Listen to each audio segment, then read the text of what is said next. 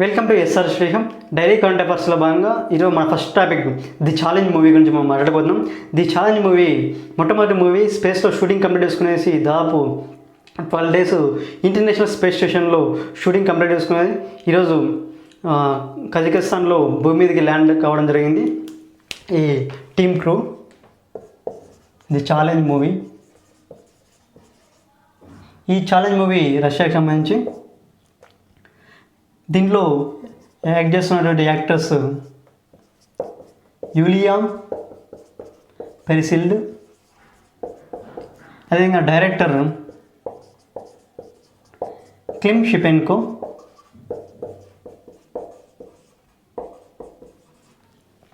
అదేవిధంగా వీళ్ళు దాదాపు 12 days ఐఎస్ఎస్ ఇంటర్నేషనల్ స్పేస్ స్టేషన్లో వీళ్ళు షూటింగ్ కంప్లీట్ చేసుకుని తిరిగి భూమి మీదకి కజకిస్తాన్లో ల్యాండ్ కావడం జరిగింది.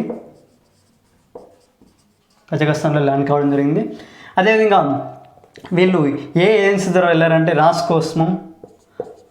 Cosmos space agency. ఈ స్పేస్ ఏజెన్సీ రష్యాకి సంబంధించినటువంటి స్పేస్ ఏజెన్సీ. అదేవిధంగా ఈ మూవీ కూడా రష్యా దేశానికి సంబంధించి మూవీ. అదేవిధంగా మనం ఒకసారి మాట్లాడుకుంటే ఐఎస్ఎస్ ఇంటర్నేషనల్ స్పేస్ స్టేషన్ గురించి మనం మాట్లాడుకుంటే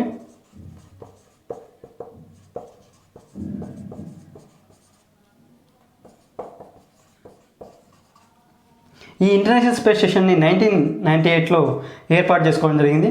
ఈ ఇంటర్నేషనల్ స్పేస్ స్టేషన్ 1998లో దాదాపు 5 ఏజెన్సీస్ ఈ ఐఎస్ఎస్ నిర్మాణంలో భాగస్వామ్యం అయ్యాయి.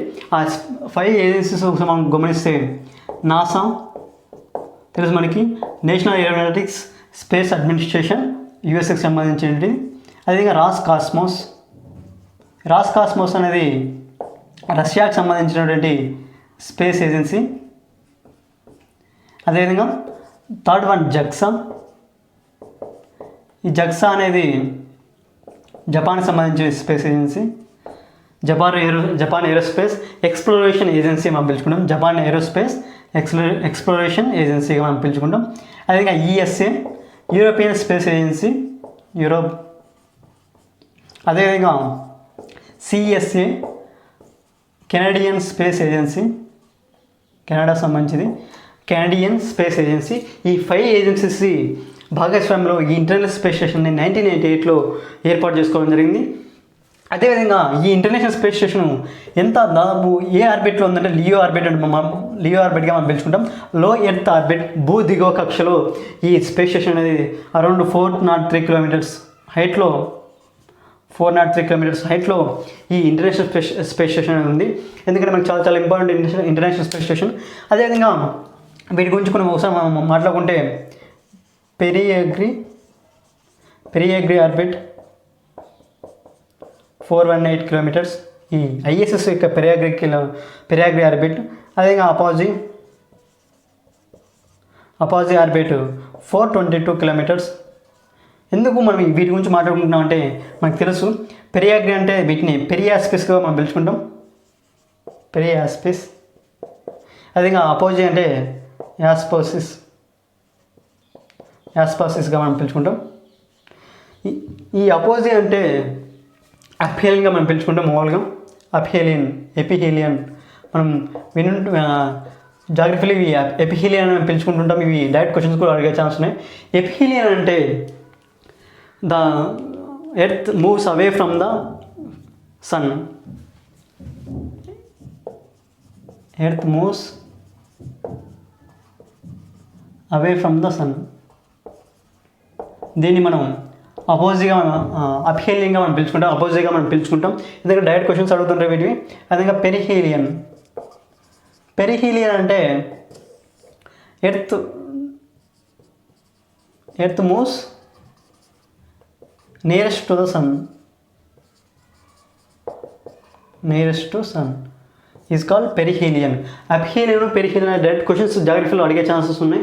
అప్హేలియన్ అంటే earth moves away from the sun అంటే సన్కి దూరంగా వెళ్తే దాన్ని మనం అప్హేలియన్గా మనం పిలుచుకుంటాం. మనకు తెలుసు ఆర్బిట్గా తీసుకుంటుంటాం. ఈ సన్ అయితే ఎర్త్గా మనం తీసుకుంటాం. దీన్ని మనం ఎప్హీలింగ్గా పిలుచుకుంటాం, ఎందుకంటే సన్కి ఎర్త్ దూరంగా ఉంది కాబట్టి దీన్ని ఎప్హీలింగ్గా పిలుచుకుంటాం. అదేవిధంగా సన్కి దగ్గరగా ఉంటే మనం పెరిహీలింగ్గా మనం పిలుచుకుంటాం. ఇవి డైరెక్ట్ క్వశ్చన్స్ అడిగే ఛాన్సెస్ ఉన్నాయి మన జాగ్రఫీలో. అదేవిధంగా దీని యొక్క ఐఎస్ఎస్ యొక్క inclination angle orbit inclination angle 51.4 degrees inclination. ఆ ఇంక్లినేషన్తో ఇది స్పేస్లో తన ఆర్బిట్లో తిరుగుతూ ఉంటుంది. ఈరోజు మన నెక్స్ట్ టాపిక్ తకాడే ఫార్మా కంపెనీ. ఈ ఫార్మా కంపెనీ జపాన్ చెందిన కంపెనీ. ఈ కంపెనీ తయారు చేసినటువంటి టక్ 003 వ్యాక్సిన్, డెంగ్యూ వ్యాక్సిన్ గురించి ఈరోజు మనం మాట్లాడుకోబోతున్నాం. ఈరోజు ఈ టక్ 003 వ్యాక్సిన్ ఎందుకు వార్తలో వచ్చిందంటే, ఈ టక్ 003 వ్యాక్సిన్ని మన ఇండియాలో కూడా డిస్ట్రిబ్యూట్ చేయడానికి ఈ తకాడే ఫార్మా కంపెనీ మన భారతదేశ ఔషధ నియంత్రణ మండలి దగ్గర DCGI దగ్గర అప్లికేషన్ పెట్టుకుంది అప్రూవల్ కోసం. అందుకు మనకి వార్తలో నిలిచింది.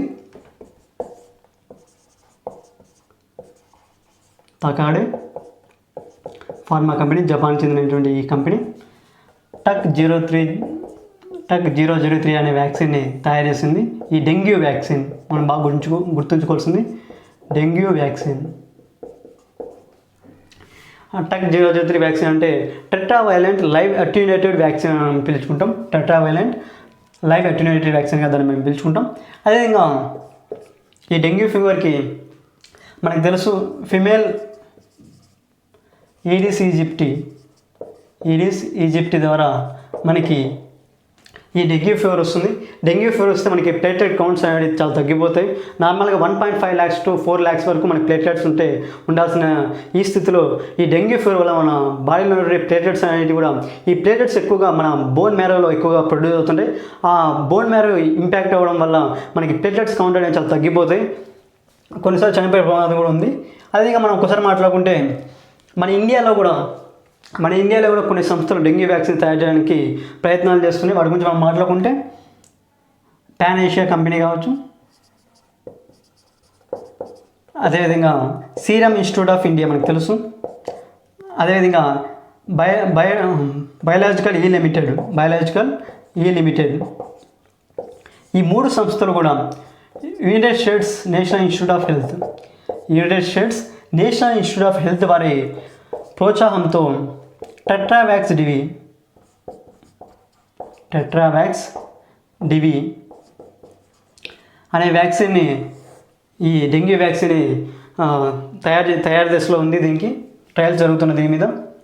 అదేవిధంగా మన డెంగ్యూ వ్యాక్సిన్ మొట్టమొదటి వ్యాక్సిన్ ఎవరు కనుక్కున్నారంటే ఫ్రాన్స్ చెందినటువంటి సనోఫీ ఈ కంపెనీ తయారు చేసినటువంటి మొట్టమొదటిసారిగా డెంగ్యూ వ్యాక్సిన్ తయారు చేసింది ఫ్రాన్స్ దేశానికి చెందినటువంటి సనోఫీ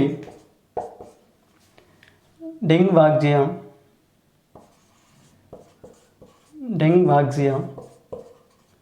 ఈ వ్యాక్సిన్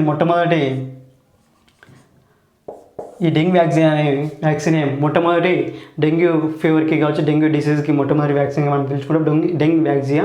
అదేవిధంగా మనం రీసెంట్గా మనం చూసుకుంటే యాంటీ మలేరియల్ వ్యాక్సిన్ మనం ఇంతకుముందు రీసెంట్గా కరెంట్ అఫైర్స్లో కూడా మనం మాట్లాడుకున్నాం. ఈ యాంటీ మలేరియల్ వ్యాక్సిన్ అనేది RTS-AS01 ఈ రెండు దీన్ని యాంటీ మలేరియా వ్యాక్సిన్గా పిలుచుకుంటాం. ఈ RTS వ్యాక్సిన్నే మాస్క్విరిక్స్ వ్యాక్సిన్గా మనం పిలుచుకుంటాం. ఈ వ్యాక్సిన్ని GSK గ్లాక్సో స్మిత్ క్లైన్ అనే సంస్థ, ఇంగ్లాండ్ చెందిన సంస్థ ఈ వ్యాక్సిన్ తయారు చేసింది. ఈ వ్యాక్సిన్ యాంటీ మలేరియల్ వ్యాక్సిన్. ఈ యాంటీ మలేరియల్ వ్యాక్సిన్ని మనం ఘనా, కెన్యా, మలావి దేశాల్లో ఈ వ్యాక్సిన్ని ట్రయల్స్ కూడా ఇవ్వడం జరిగింది. అదేవిధంగా సక్సెస్ఫుల్గా ఫలితాలు కూడా రావడం జరిగింది. ఈ వ్యాక్సిన్ గురించి మనం మాట్లాడుకుంటున్నాం రీసెంట్గా. యాంటీ మలేరియల్ వ్యాక్సిన్ కావచ్చు, ఇప్పుడు డెంగ్యూ వ్యాక్సిన్ కావచ్చు.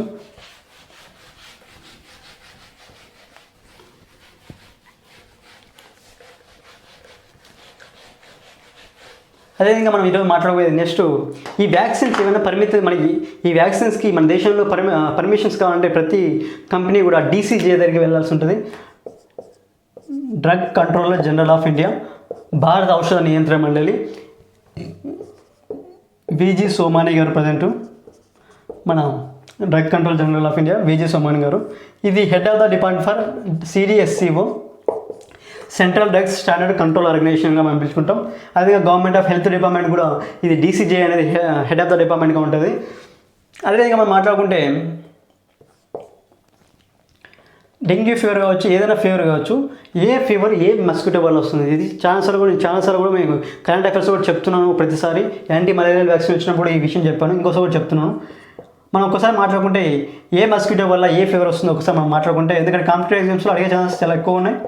మలేరియా వచ్చేసి ఫిమేల్ ఎనాఫలస్ మస్కిటో, ఫిమేల్ ఎనాఫలస్ మస్కిటో. అదే ఇంకా ఫైలేరియా ఫిమేల్ క్యూలెక్స్ మస్కిటో,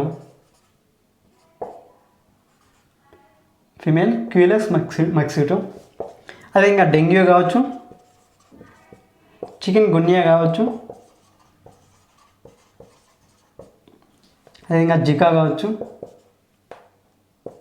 అదే ఇంకా ఎల్లో ఫీవర్ కావచ్చు, ఎల్లో ఫీవర్ కావచ్చు. ఈ 3 డిసీజెస్ కూడా ముఖ్యంగా ఫిమేల్ ఈడిస్ ఈజిప్టి వల్ల వస్తుంది. ఫిమేల్ ఈడిస్ ఈజిప్టి మస్కిటో వల్ల వస్తుంది. అదే కాలా అజార్, ఈ కాలా అజార్ శాండ్ ఫ్లై వల్ల వస్తుంది. అదే ఇంకా sleeping sickness,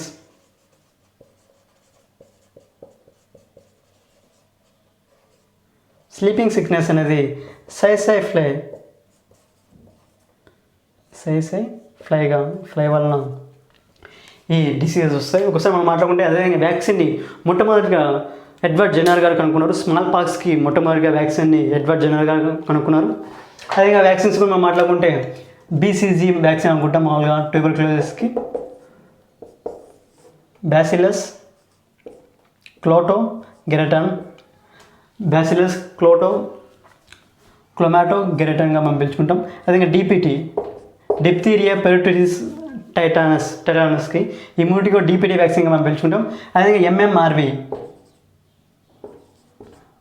ఎంఎంఆర్వి mumps, measles, rubella, వెరసెల్లి అంటే చికెన్ పాక్స్కి ఈ 4 కూడా ఎంఎంఆర్వి వ్యాక్సిన్గా మనం పిలుచుకుంటాం. అదేవిధంగా OPV vaccine, oral polio vaccine మనకు తెలుసు. పోలియో జబ్బుకి ఈ ఓరల్ పోలియో వ్యాక్సిన్ని మనం వేసుకుంటాం. మొట్టమొదటి వ్యాక్సిన్ మాత్రం ఎడ్వర్డ్ జెన్నర్ గారు స్మాల్ పాక్స్ కనుక్కున్నారు.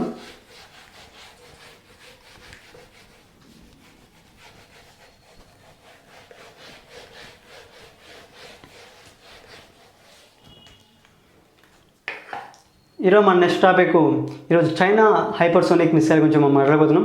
ఈ చైనా హైపర్సోనిక్ గ్లైడ్ మిసైల్ గురించి ఎందుకు మాట్లాడబోతున్నాం అంటే, ఈ చైనా దేశం ఈ హైపర్సోనిక్ గ్లైడ్ మిసైల్ని ఆగస్టులోనే ఎవరికి తెలియకుండా టెస్టింగ్ చేసింది. ఆ విషయం అమెరికాకు చెందిన ఇంటెలిజెన్స్ విభాగం రీసెంట్గా దాని గురించి తెలుసుకుంది.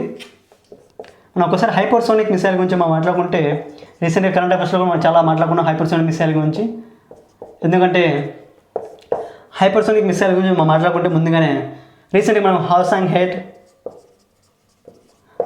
ఎయిట్ ఇది నార్త్ కొరియా టెస్ట్ చేసింది రీసెంట్గా మనకి కరెంట్ అఫైర్స్ సెప్టెంబర్ 13. అదేవిధంగా జిర్కోన్ హైపర్సోనిక్ మిసైల్ని రష్యా టెస్ట్ చేసింది. అక్టోబర్ 4న ఈ జిర్కోన్ హైపర్సోనిక్ మిసైల్ టెస్టింగ్ చేసింది. అదే మనం మాట్లాడుకున్న మరోజు కరెంట్ అఫైర్స్లో భాగంగా హైపర్సోనిక్ మిసైల్స్ అంటే ఏంటి, వీటి గురించి కూడా మనం మాట్లాడుకున్నాం. మళ్ళీ ఇంకోసారి కూడా మనం మాట్లాడుకుంటాం.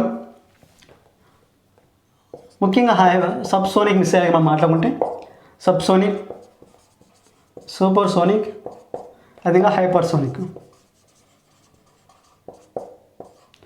సబ్సోనిక్ అంటే మ్యాక్ నెంబర్ (8) ఉండాలి, 0.8 ఉండాలి, (0.8) మ్యాక్ నెంబరు. అదిగా సబ్సోనిక్ అంటే 0.8 మ్యాక్ నెంబర్ అనేది 0.8 to 5 మధ్యలో ఉండాలి.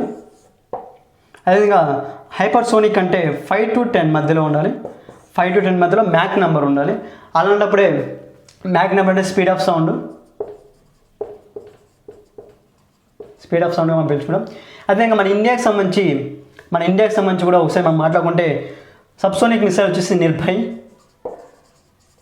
దీని యొక్క మ్యాక్ నెంబర్ 0.7 to 0.9 మధ్యలో ఉంది. అదేవిధంగా ఈ నిర్భయ్ని 2020లో లాంచ్ చేయడం జరిగింది. అదేవిధంగా సూపర్సోనిక్ మిసైల్ వచ్చేసి బ్రహ్మోస్, మనం బాగా వింటాం పేర్లు, బ్రహ్మోస్. ఈ బ్రహ్మోస్ దీని యొక్క మ్యాక్ నెంబర్ 3. అదేవిధంగా ఈ బ్రహ్మోస్ అనేది మనం రష్యా సహకారంతో తయారు చేసుకోవడం జరిగింది. బ్రహ్మోస్ అంటే బ్రహ్మపుత్ర రివర్, అదేవిధంగా మాస్ అంటే మోస్కోవా రివర్, ఇది రష్యాలో ఉంది. దానికి గుర్తుగా దీనికి ఈ పేరు మనం పెట్టుకున్నాం. ఈ బ్రహ్మోస్ అనేది 2006 అరౌండ్లో మనం లాంచ్ చేసుకోవడం జరిగింది. అదేవిధంగా హైపర్సోనిక్ మిసైల్కి వచ్చేసి సౌరియా మిసైల్, దీని యొక్క మ్యాక్ నెంబర్ 7.5. అదేవిధంగా మనం వీళ్ళ హైపర్సోనిక్ మిసైల్స్ గురించి మనం మాట్లాడుకుంటే, అదేవిధంగా హైపర్సోనిక్ మిసైల్ దేశవ్యాప్తంగా అంటే ప్రపంచవ్యాప్తంగా అమెరికా కావచ్చు, అదేవిధంగా రష్యా కావచ్చు,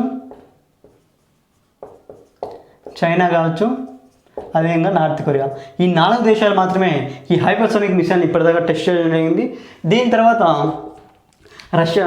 తర్వాత ఫ్రాన్స్ కావచ్చు, జర్మనీ కావచ్చు, అదేవిధంగా ఆస్ట్రేలియా కావచ్చు, జపాన్ కావచ్చు, భారతదేశం కావచ్చు, ఇవన్నీ కూడా ఇంకా హైపర్సోనిక్ మిసైల్ని డెవలప్ చేసే స్థితిలో ఉన్నాయన్నమాట, ఇంకా టెస్టులు చేస్తున్నాయి. ఇవి హైపర్సోనిక్ మిసైల్స్ గురించి. అదే రీసెంట్ కరెంట్ అఫైర్స్ కూడా మనం మాట్లాడుకున్నాం. ఎందుకంటే కాంపిటేటివ్ ఎగ్జామ్స్ అడిగే ఛాన్సెస్ చాలా ఎక్కువగా ఉంటాయి, ఇలాంటి క్వశ్చన్స్ ఎక్కువగా.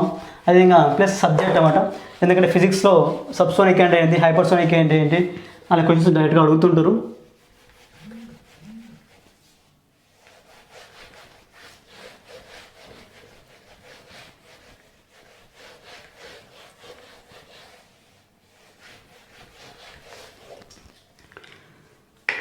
ఈరోజు మన నెక్స్ట్ టాపిక్ హబుల్ టెలిస్కోప్ అన్నమాట. ఈ హబుల్ టెలిస్కోప్ నాసాకు చెందినటువంటి టెలిస్కోపు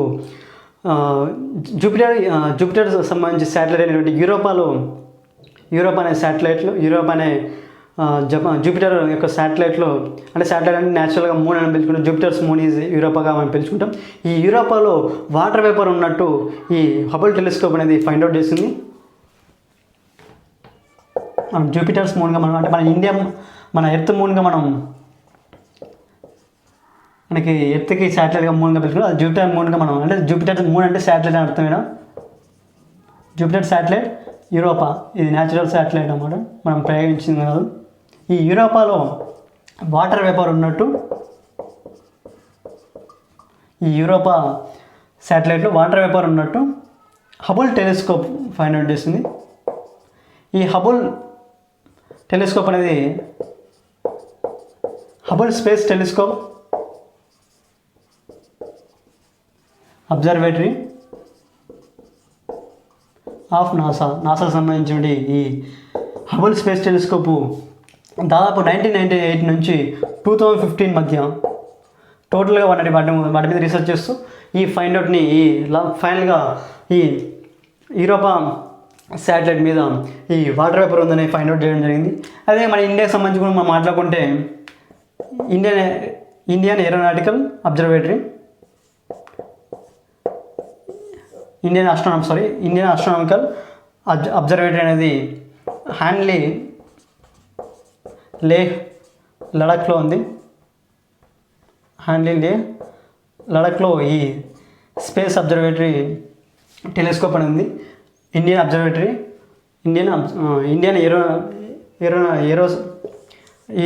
ఆస్ట్రానామికల్ అబ్జర్వేటరీ హ్యాన్లీ లేహ్లో ఉంది. ఇది ప్రపంచంలో one of the highest land ఫీల్డ్లో ఉన్నటువంటి స్పేస్ టెలిస్కోప్గా ఐఏఓగా నిలిచిందన్నమాట.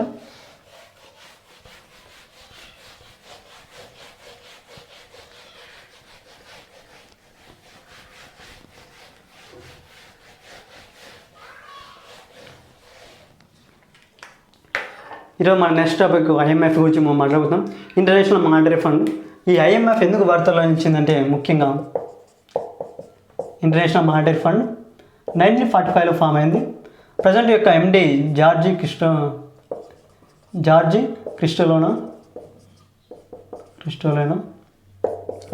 క్రిస్టలోనాగా మనం పిలుచుకుంటాం.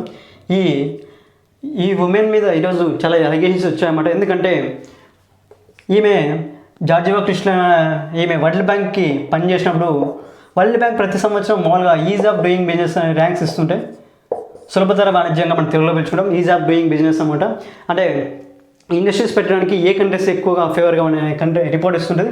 ఈ ఈజ్ ఆఫ్ డూయింగ్ బిజినెస్ రిపోర్ట్లలో ఎక్కువగా చైనాకి ఫేవర్గా వ్యవహరించేది అనేది ఈ జార్జియా కృష్ణ మీద అభియోగాలు వచ్చాయి, అదేవిధంగా అలిగేషన్స్ వచ్చాయి. అదేవిధంగా మనం మాట్లాడుకుంటే ఐఎంఎఫ్ యొక్క హెడ్ క్వార్టర్స్ వచ్చేసి వాషింగ్టన్ డీసీలో ఉంది. ఐఎంఎఫ్ అంటే ఇంటర్నేషనల్ మానిటరీ ఫండ్గా మనం తెలుసు మనకి.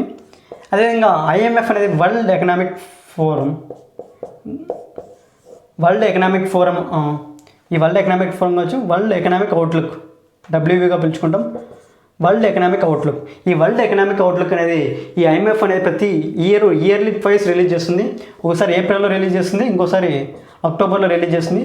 ఈ 2 రిపోర్ట్స్లో కూడా ఈ వరల్డ్ ఎకనామిక్ అవుట్లుక్ రిపోర్ట్లో కూడా చైనాకి ఎక్కువ ఫేవర్గా ఉందనేసి ఈ జార్జియా కృష్ణలో అయిన ఐఎంఎఫ్ ఎండి మీద అభియోగాలు వచ్చాయి, అలిగేషన్స్ వచ్చాయన్నమాట. అందుకే మనకి వార్తల్లో నిలిచింది.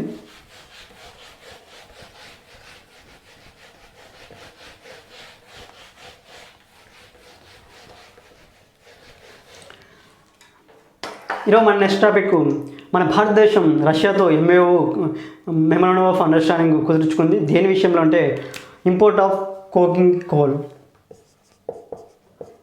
కోల్ని ఇంపోర్ట్ చేసుకోవడంలో. ఈ కోకింగ్ కోల్ అనేది ముఖ్యంగా మెటలర్జికల్ కోల్గా మనం పిలుచుకుంటాం. ఎందుకంటే ఈ కోకింగ్ అనేది ముఖ్యంగా ఫర్నేసెస్లో ఉపయోగిస్తుంటాం. మనం ఫైర్ కోసం ఫర్నేసెస్లో ఉపయోగిస్తుంటాం. ఈ కోకింగ్ కోల్ని ఇప్పటిదాకా మనం ఆస్ట్రేలియా నుంచి ఎక్కువగా దిగుమతి చేసుకుంటున్నాం. ఇప్పుడు దాని ప్లేస్లో దానికంటే ఎక్కువగా ఇండియా రష్యా మధ్య మనం ఇప్పుడు నెక్స్ట్ రష్యా దగ్గర నుంచి ఈ కోకింగ్ కోల్ని ఇంపోర్ట్ చేసుకోవాలనేసి మెమోరాండం ఆఫ్ అండర్స్టాండింగ్ అనేది జరిగింది రీసెంట్గా. అదేవిధంగా ఎందుకు మనం దీన్ని చేస్తున్నాం అంటే నేషనల్ స్టీల్ పాలసీ 2017 ప్రకారం మన భారతదేశం 2030కి దాదాపు 330 మిలియన్ టన్స్ స్టీల్ ప్రొడక్షన్ చేయాలన్న టార్గెట్ ఉంది. ఈ నేషనల్ స్టీల్ పాలసీ 2017 ప్రకారం మన భారతదేశం 330 మిలియన్ టన్స్ ఆఫ్ స్టీల్ని ప్రొడ్యూస్ చేయాలి. ఎప్పట్లో ప్రొడ్యూస్ చేయాలంటే 2030 లోపు. సో దాని అవసరాలు తగ్గట్టుగా ఈ కోల్ అనేది స్టీల్ ఇండస్ట్రీలో కూడా ఎక్కువ వాడుతుంటారు కాబట్టి అదేవిధంగా మనకి సరిపడే ఈ కోల్ని రష్యా ద్వారా మనం ఇంపోర్ట్ చేసుకోవడానికి ఈ ఇండియా రష్యా మధ్య మనకి ఈరోజు మెమోరాండం ఆఫ్ అండర్స్టాండింగ్ జరిగింది.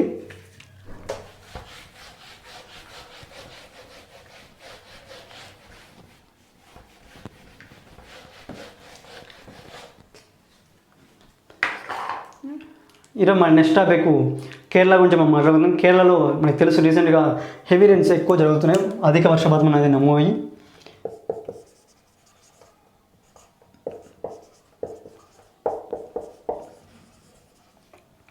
మనకు తెలుసు కేరళలో 2 years బ్యాక్ కూడా వరదలు వచ్చేసి చాలా ఇబ్బంది పడినాయి.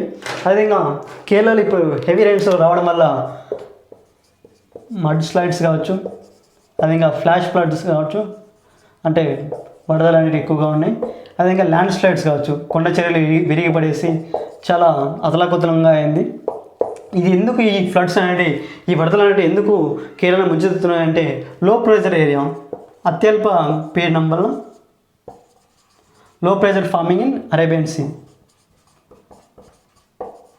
మామూలుగా అయితే కేరళలో ఫ్లడ్స్ ఒకవేళ వస్తే సౌత్ వెస్ట్ మాన్సూన్ అంటే రైతు ఋతుపవనాలు ఎక్కువగా వర్షాలు వస్తుంటాయి.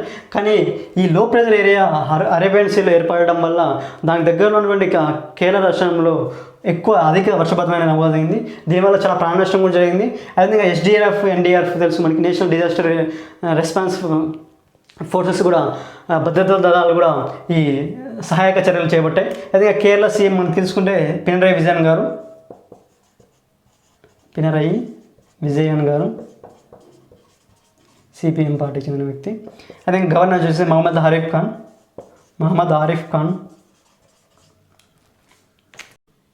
ఢిల్లీ కరెంట్ అఫైర్స్లో భాగంగా ఈరోజు మన నెక్స్ట్ టాపిక్ DLX1 ప్రోటీన్ గురించి మనం మాట్లాడుకుంటున్నాం. DLX1 ప్రోటీన్, ఈ DLX1 ప్రోటీన్ని IIT కాన్పూర్ చెందినటువంటి రీసెర్చర్స్ కనుక్కున్నారు. IIT కాన్పూర్ చెందినటువంటి రీసెర్చర్స్ ఈ DLX1 ప్రోటీన్ అనేది ఫైండ్ అవుట్ చేశారు.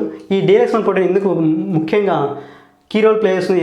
దేంట్లో కీ రోల్ ప్లే చేస్తుంది అంటే జాస్ కావచ్చు, అదేవిధంగా స్కెల్టాన్లో కావచ్చు, అదేవిధంగా ఇంటర్ న్యూరాన్స్ ఇన్ బ్రెయిన్, వీటిలో ముఖ్యంగా ఈ డీరెక్షన్ ప్రోటీన్ అనేది కీ రోల్ ప్లే చేస్తుంది.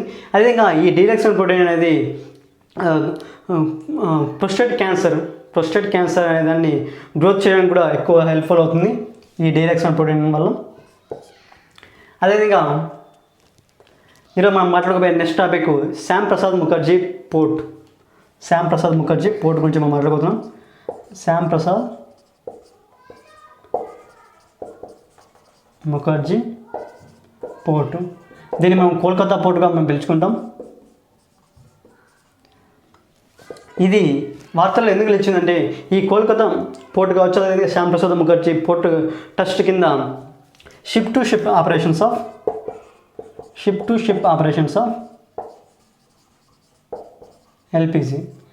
ఎల్పిజి గ్యాస్ని షిప్ టు షిప్ ఆపరేషన్స్ కింద ఈ పోర్ట్ ట్రస్ట్ కింద ఈ ఆపరేషన్ జరుగుతున్నాయి, ఈ యాక్టివిటీస్ జరుగుతున్నాయి. పర్మిషన్ ఇట్లాంటి ఆపరేషన్స్ జరగడం మొట్టమొదటిసారి మన ఇండియాలో.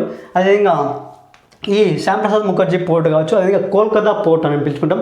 ఈ కోల్కతా పోర్ట్ అనేది 1870లో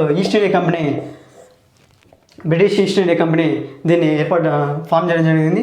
అదేవిధంగా ఈ శ్యామ్ ప్రసాద్ ముఖర్జీ పోర్ట్ అనేది రివర్ అండ్ మేజర్ పోర్ట్ అన్నమాట. మన ఇండియాలో ఉన్నటువంటి మేజర్ పోర్ట్స్ ఇది రివర్ అండ్ మేజర్ పోర్టు.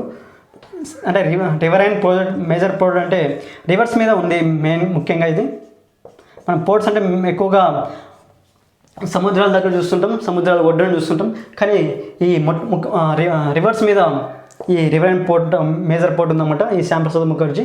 అదేవిధంగా ఇది ఫ్రెష్ వాటర్, ఇక్కడ ఈ పోర్ట్లో ముఖ్యంగా ఫ్రెష్ వాటర్ కూడా ఎక్కువ ఫ్లో అవుతుంటాయి. ఎందుకంటే రివర్ ఉన్నాయి కాబట్టి ఆటోమేటిక్గా మనకి ఫ్రెష్ వాటర్ ఫ్లో అవుతుంది. ఇవి దీనికి సంబంధించి ఇంపార్టెంట్ కరెంట్ అఫైర్స్.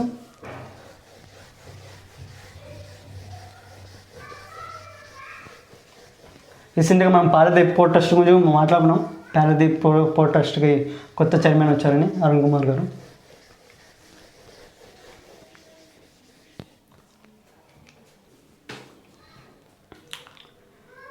ఈరోజు మన నెక్స్ట్ టాపిక్ నవరంగ్ సైని గురించి.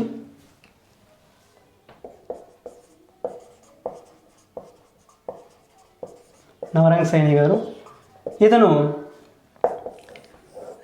చైర్మన్ ఫర్ ఇబ్బీకి చైర్మన్గా ఎన్నుకోబడ్డారు. ఇబ్బీకి చైర్మన్, ఇబ్బీ అంటే ఇన్సాల్వెన్సీ అండ్ బ్యాంక్రప్టసీ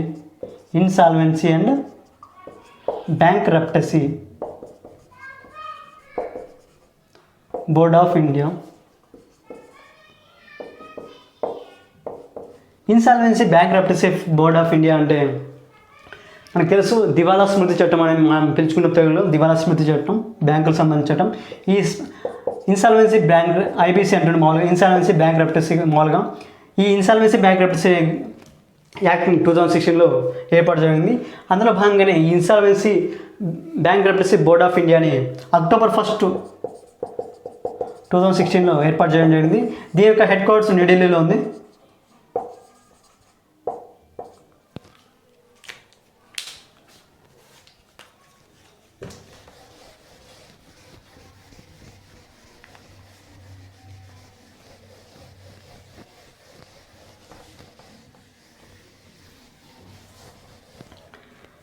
అదేవిధంగా ఈరోజు మన నెక్స్ట్ టాపిక్ అమితాబ్ చౌదరి గారు యాక్సిస్ బ్యాంకు ఎండి సిఇఓగా మరొకసారి ఎన్నుకోబడ్డారు.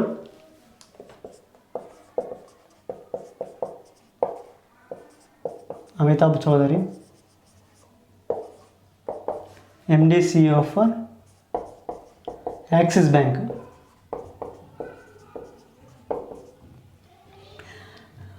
యాక్సిస్ బ్యాంక్ గురించి మాట్లాడుకుంటే యాక్సిస్ బ్యాంక్ అనేది 1983లో ఫామ్ అయింది.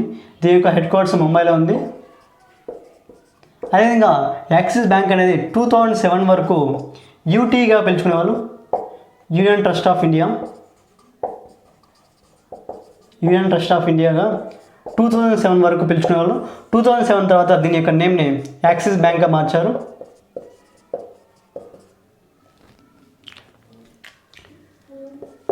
అదేవిధంగా ఈరోజు మన నెక్స్ట్ టాపిక్ వివేక్ లాల్ గారి గురించి. ఈ వివేక్ లాల్ అనే అతను ఇండో అమెరికన్ సైంటిస్టు. ఇతనికి లైఫ్ టైం అచీవ్మెంట్ అవార్డు లభించడం జరిగింది. Life time achievement award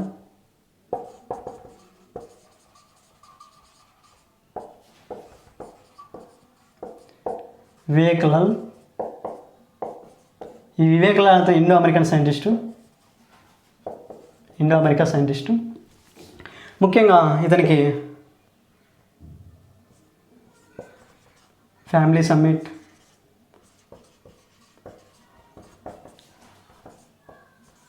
United Arab Emirates అనేటువంటి దుబాయ్లో జరిగింది.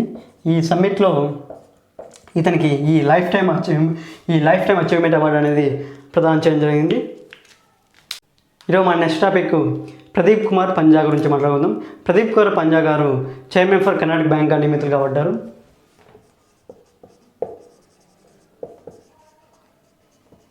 ప్రదీప్ కుమార్ గారు చైర్మన్ ఫర్ కర్ణాటక బ్యాంక్.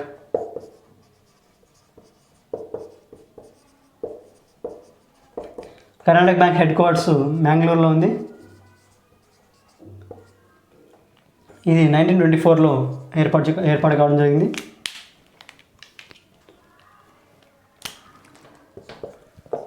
అదేవిధంగా ఈరోజు మన next topic being again program అన్నమాట. ఈ బీయింగ్ అగైన్ ప్రోగ్రామ్ అనేది విప్రో సంస్థ లాంచ్ చేయడం జరిగింది.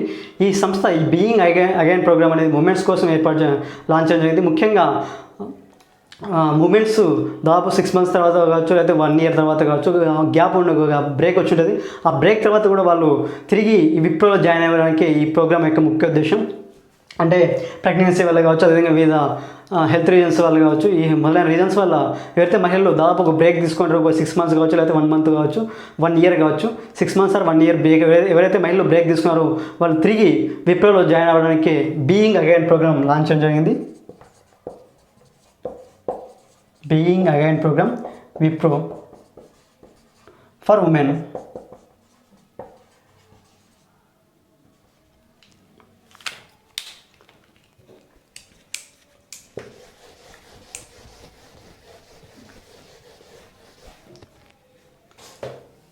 అదేవిధంగా ఈరోజు మన నెక్స్ట్ టాపిక్ దివ్యా దేశ్ముఖ్ గురించి మాట్లాడుతున్నాం. దివ్యా దేశ్ముఖ్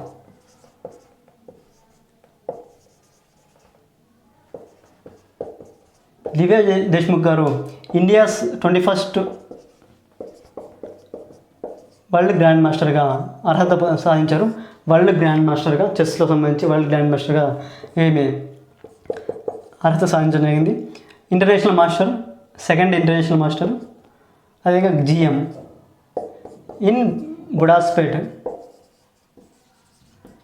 బుడాస్పేట్లో జరిగినటువంటి దీంట్లో ఈ second international master and grand మాస్టర్ని సాధించి 21st మన ఇండియాలో టోటల్గా 21st వరల్డ్ గ్రాండ్ మాస్టర్గా ఈమె ఈ రికార్డును సాధించడం జరిగింది దివ్యా దేశ్ముఖ్ గారు.